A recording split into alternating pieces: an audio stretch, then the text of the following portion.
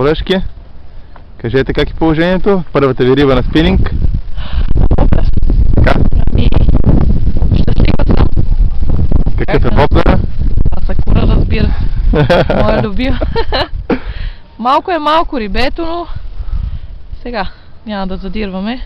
Важна е тръпката, успеха, успешния пръв път. Първият път, нали знаете, винаги. Изключително важен е. Така хареса ли ви? Лумис! Как да не ми хареса? Така е. Само на скъпи къми.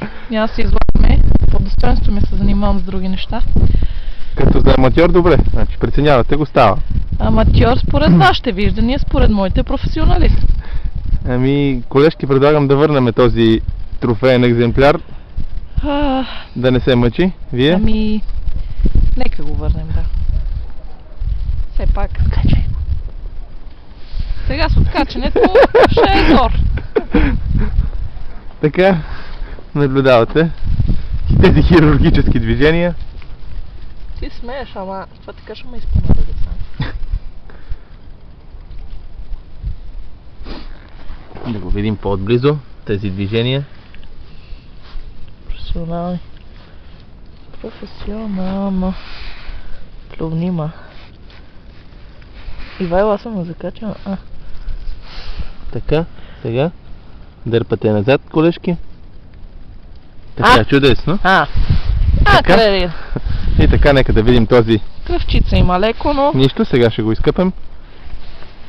Така Само правя... да не паднете, колежки, тук е дълбочко около 2 метра. Ще е много неприятно да ви се споминете по този налеп начин.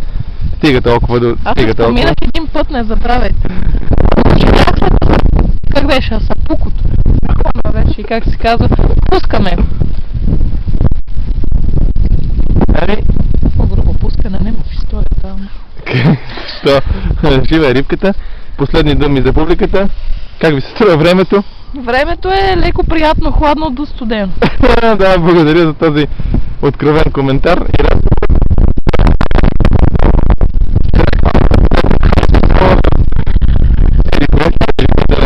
Да не правим реклама все пак. И така. Бъркачево Geographic можеше да кажем. Бъркачево. Да. Бъркачево. Благодаря за вниманието, колежки. Моля.